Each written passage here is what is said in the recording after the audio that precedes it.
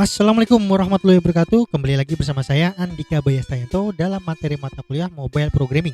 Sekarang kita sudah masuk ke pertemuan 7, di mana pertemuan 7 ini nanti kita akan membahas 3 poin. Yang pertama, kita akan membahas namanya si konsep model, view, dan controller atau biasa disingkat dengan namanya adalah MVC. Terus yang kedua, membuat login API. Dan yang ketiga itu membuat CRUD, Product API. Nah, CRUD itu kepanjangan dari create, read, update, dan delete ya. Nah, masing-masing nanti kita akan bahas satu persatu. Baik, yang pertama kita akan membahas namanya konsep MVC. Jadi pada umumnya kita kalau misalkan membuat program menggunakan framework PHP itu mempunyai desain patternnya sendiri. Nah, di Lumen ini kita sebutnya itu juga mengusung konsep namanya MVC dalam desain patternnya atau pola desainnya. Jadi itu apa sih Pak MVC?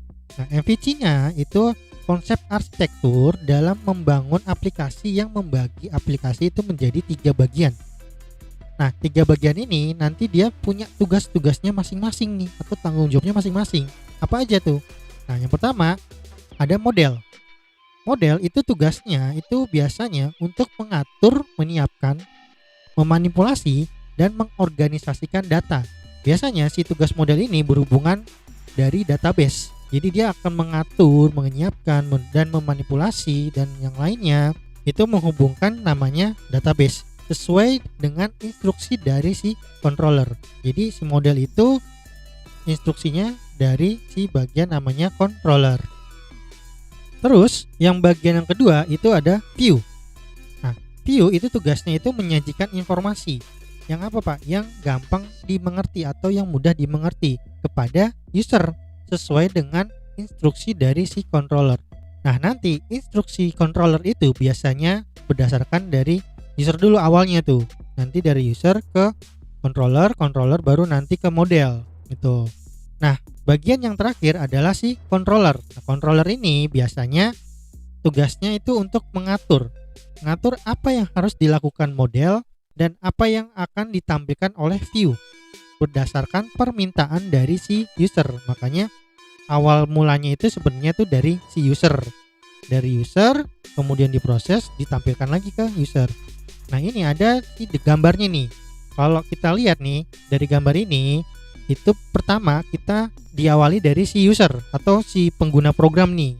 Misalkan kita lah ya, kita nih pengguna program. Dari user nanti usernya tuh mau apa nih? Misalkan mau, kalau kemarin pertemuan 6 itu mau registrasi, mau melakukan sign up atau daftar gitu.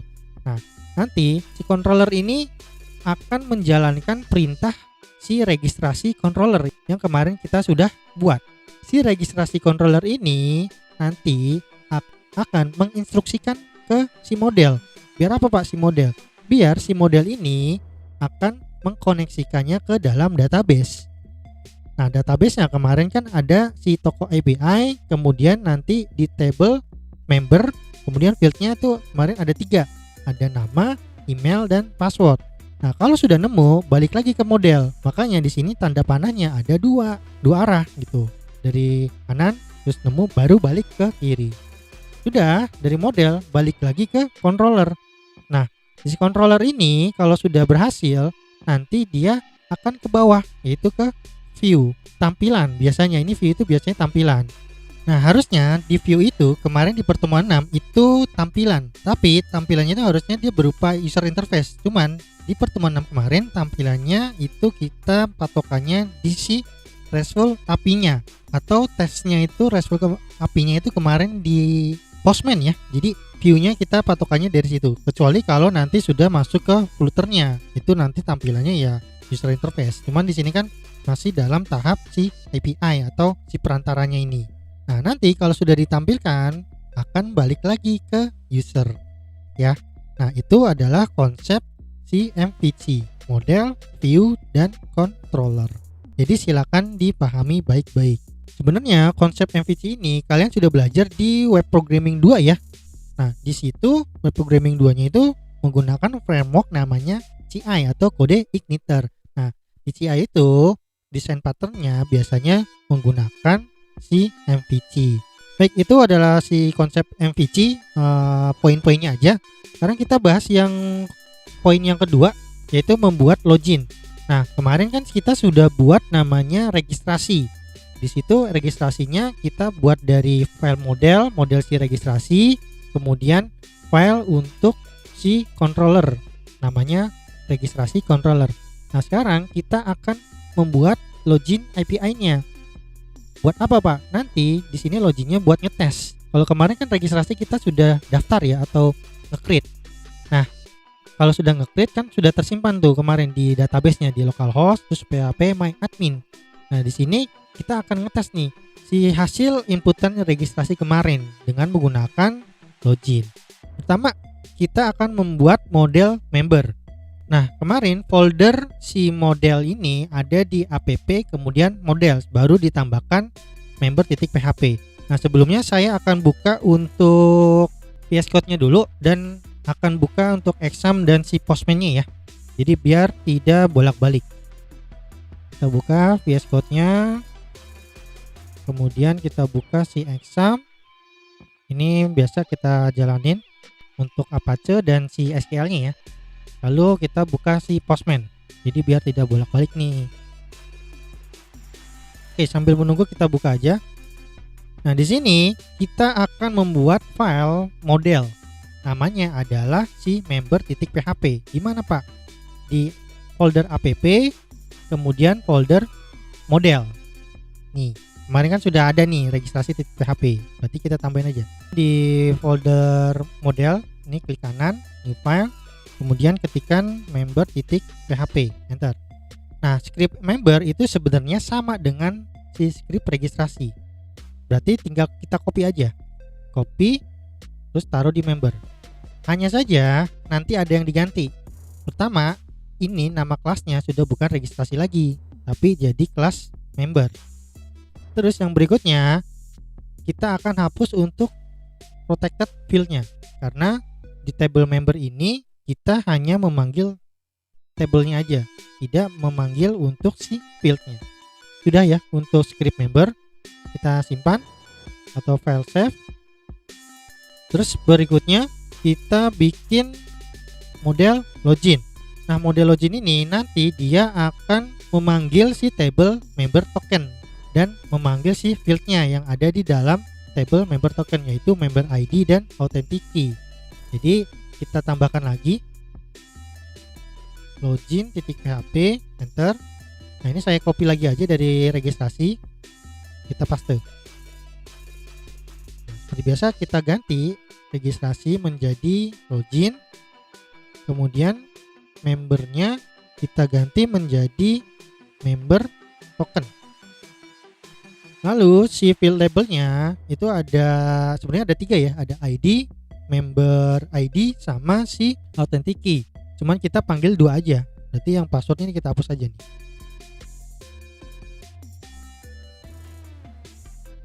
Nah, namanya kita ganti pertama member underscore ID, emailnya kita ganti menjadi authent underscore key.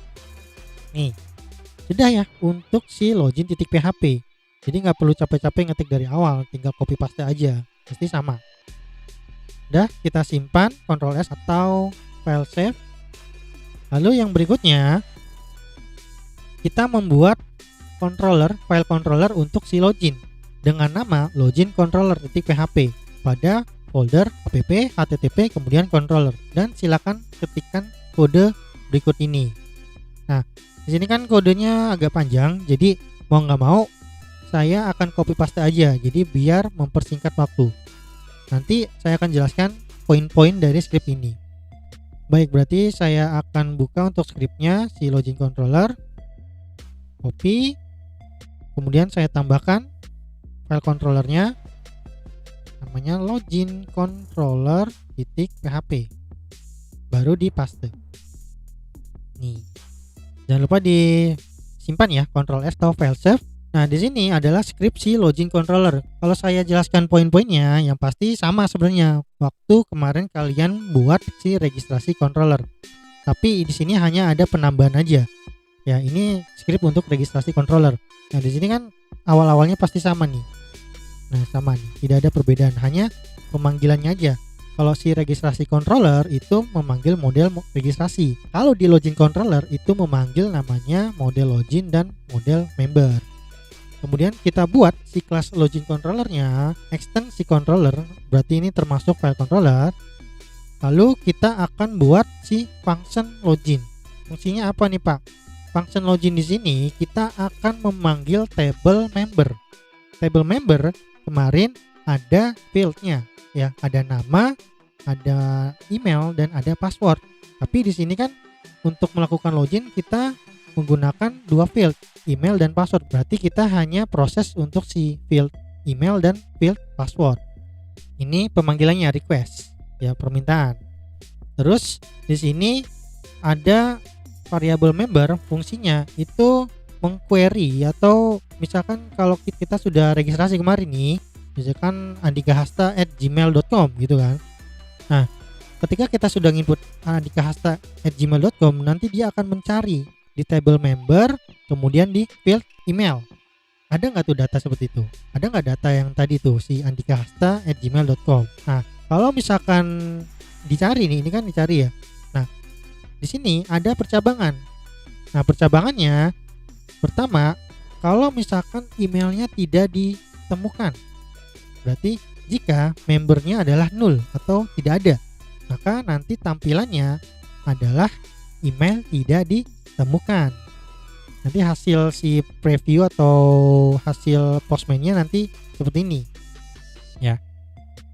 Selain itu, berarti si member atau emailnya itu ditemukan. Nah, selain itu, nanti kan kalau misalkan emailnya ditemukan, berarti nanti kan kita langsung masuk ke password nih. Nah, kalau sudah masuk ke password, nanti ada lagi nih, ada lagi si if-nya. If hash check. Nah, hash itu kemarin inskripsi ya. Jadi di inskripsi, apa yang diinskripsi yaitu si field password. Kalau sudah, tempatnya itu ada di mana? Ada di table member, kemudian ada di field password. Tuh. Nah, kalau di sini dia tidak ada, maka hasilnya adalah password tidak valid. Makanya kebanyakan kalau kalian melakukan login, itu kalian masukkan email, kemudian kalian masukkan password. Nah, pas di login, biasanya kalau ada salah satu yang tidak benar, nah itu biasanya ada validasi. Validasinya mungkin pertama emailnya tidak ditemukan, kemudian validasi yang berikutnya adalah password tidak valid atau password salah. Itu. Nah, ini adalah percabangan standarisasi untuk proses login. Jadi dia tampilnya seperti ini, ya.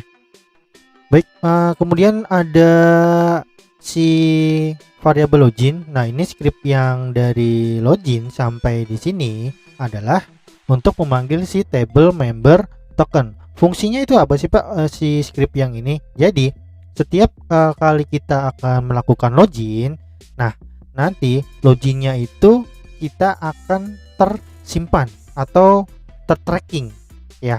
Nah, tertracking ini dia berdasarkan si ID-nya, kemudian nanti berdasarkan si authentic key. Nah, authentic key ini nanti dia biasanya berupa ini ya, apa namanya ya, random string, atau biasanya tuh kita sebut tuh sebagai kode lah.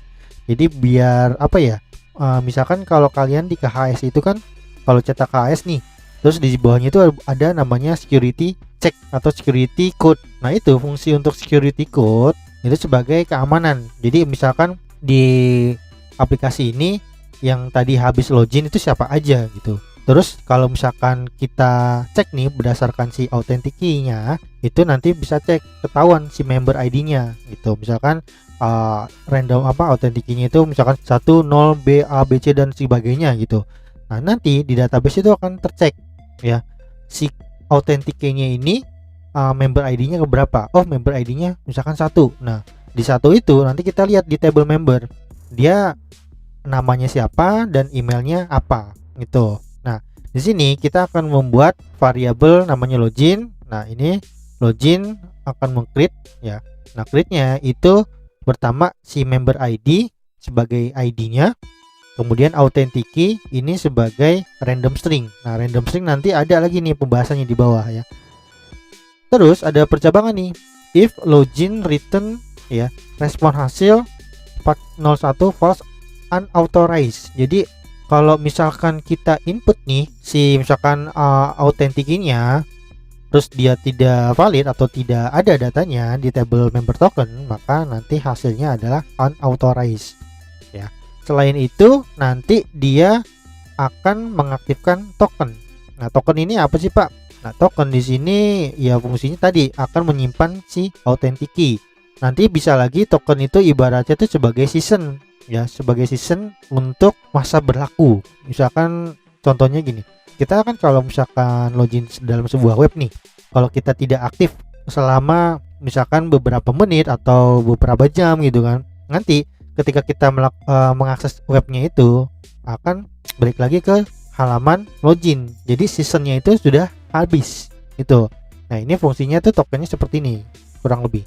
Nah, kalau sudah nanti hasilnya akan berhasil gitu. Nah, ini adalah script untuk si table member token yang isinya ada untuk season dan untuk menyimpan authentic key-nya atau yang sudah login itu akan ke tracking gitu. Nah, untuk script berikutnya itu kita membuat namanya function random string.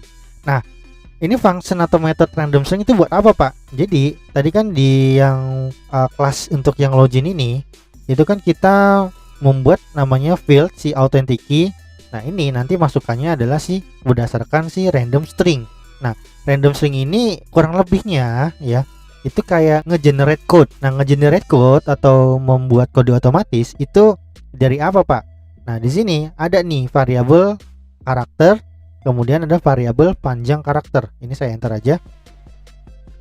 Nah, pertama untuk variabel karakter ini dari 0, 1, 2, 3, 4, kemudian DSSS 9, kemudian ABC ini huruf yang kecil, kemudian ini huruf yang besar. Berarti nanti kode untuk si authentic key akan menampung dari beberapa karakter yang ada di sini. Jadi buat namanya security check gitu. Nanti kan kelihatan. Terus di sini ada variabel panjang karakter, string length, kemudian karakter. Nah, ini untuk mengukur si panjang karakternya. Biasanya string length ini kita akan buat sendiri ya. Misalkan string length atau panjang karakternya bisa aja di sini ada 200 ya atau 150. Tapi kalau di sini kita length-nya adalah 100 karakter. Berarti nanti si authentic key-nya itu sebanyak 100 karakter. Lalu string ini nanti akan menampung untuk hasilnya. Nah, kemudian di sini ada namanya perulangan. Perulangannya ini buat apa, Pak? Nah, perulangannya ini tadi kan saya sudah bilang ya, kalau di sini si variabel karakter itu fungsinya nanti untuk mengenerate code ya. Jadi nanti akan menampung nih beberapa karakter random. Nah, fungsi di sini adalah untuk merandomnya, untuk mengacaknya atau mengenerate code ya. Kalau di sini kalau waktu kalian belajar dasar pemrograman untuk perulangan pasti sudah tahu ya. Dari variabel i adalah 0, kemudian variabel i lebih kecil dari length itu berarti kan 100 ya. Kemudian baru i++ atau 1 tambah 1 sampai seterusnya sampai dia ke karakter 100. Kalau sudah karakter 101 berarti nanti kan dia akan false atau sudah tidak bisa menghitung ya. Lalu kemudian di sini ada variabel str titik sama dengan, jadi di sini adalah isi dari karakter ya. Kemudian panjang karakternya dikurang 1. Nah, berarti nanti hasilnya adalah random yang ada di dalam karakter ini ya. Dan kemudian nanti dia return str atau dicetak. Jadi itu ya untuk function random string atau method random string, fungsinya adalah untuk mengenerate code yang nantinya akan disimpan di variabel authentic key di kelas atau di perintah yang login ini ya. Baik, jika sudah login controller, sekarang kita akan buat si rootnya, root untuk si login. Kemarin root yang sudah kita buat adalah root si registrasi. Nah, filenya itu ada di mana, Pak? Ada di folder root, kemudian di file web. Kalau kita buka nih root kemudian web, kita buka nih. Nah, kemarin sudah buat nih untuk registrasi. Sekarang kita buat untuk si loginnya. Berarti ini tinggal copy aja. Copy kemudian kita paste. Lalu kita ganti aja. Login. Kemudian di sini login controller, lalu add login. Nah, udah ya. Kemudian kita simpan. Oh iya, untuk yang file login controller itu jangan lupa disimpan atau file save. Nah, jika sudah mendaftarkan si rootnya, root loginnya, baru kalian buka si postman-nya untuk mengetes ya. Nah, ini postman-nya, kemarin masih registrasi ya. Nah, sekarang kita akan ganti nih. Alamatnya adalah di sini localhost, toko IP, kemudian public, lalu login. Berarti tinggal ganti aja nih login. Terus loginnya hanya menggunakan email dan password. Nah, di sini saya delete aja untuk nama. Kita delete di sebelah kanan ya, yang ini ada X-nya. Nah, akan menyisakan email dan password. Nah, email dan password pastikan sudah tersimpan di database ya. Jangan kalian input yang belum terinput di database. Nah, untuk memastikannya silakan kalian buka aja untuk si localhost PHP adminnya. Sudah ada belum nih si email Andika Hasta, kemudian passwordnya admin. Nah, kalau untuk password kan kita nggak bisa lihat ya, karena kan dia dienkripsi, biasanya nanti dia akan ngacak. Nah, ini kita buka toko API, kemudian kita buka member. Nah, terus lihat otomatis browse ya kalau udah keisi. Nah, di sini sudah ada nih di ID 1 namanya Andika Hasta, emailnya Andika Hasta, dan passwordnya ini. Nah, tadi saya bilang passwordnya pasti tidak akan bisa dilihat karena sudah dienkripsi. Pokoknya kita ingat aja, kemarin saya inputnya adalah passwordnya admin, jadi kita input di postman-nya adalah admin. Nah, ini benar dulu ya, Andika Hasta, kemudian passwordnya admin, lalu kita send. Pastikan metodenya di sini adalah menggunakan post. Kemudian diklik send. Nah, sudah nih hasilnya. Kodenya adalah 200, berarti berhasil. Karena di sini statusnya adalah true. Dan data di sini tokennya ya, dia menghasilkan token seperti ini. Nah, token di sini tadi adalah fungsi dari si function random string, makanya dia di sini akan ngacak. Ya. Terus dia loginnya tadi sebagai si ID 1 atau si Andika Hasta. Kalau kita lihat di table member ya, di sini Andika Hasta emailnya @gmail.com, itu ID-nya adalah 1. Nah, berarti kalau kita login sebagai ini, nanti dia akan tersimpan di table member token. Berarti kita buka dulu nih. Nah, ya, terlihat nih member ID 1, kemudian authentication-nya ini, dia diacak. Ini ID-nya tuh 3 karena sebelumnya itu saya sudah buat ya, cuman saya delete gitu. Baik, ini adalah untuk si login. Kalau misalkan salah gimana, Pak? Nah, kalau salah pertama kita emailnya dulu ya. 2. Ini emailnya, terus kita klik send. Nah, di sini hasilnya kodenya 400 atau tidak berhasil, statusnya false, kemudian datanya email tidak ditemukan. Nah, ini sesuai dengan script yang ada di login controller yang di if untuk email tidak ditemukan, karena si email itu kosong atau tidak ada, null, disebutnya itu null. Terus kalau misalkan benar nih untuk email tapi untuk password kita salahin, ini kita benerin. Nah, untuk passwordnya misalkan saya salahin admin 2, kemudian kita klik send. Nah, di sini hasilnya akan false juga atau tidak berhasil karena passwordnya tidak valid. Nah, ini juga sama atau sesuai dengan yang di if ini ya, password tidak valid gitu. Tapi kalau misalkan kita benerin terus kita klik lagi send, nah ini benar, true ya.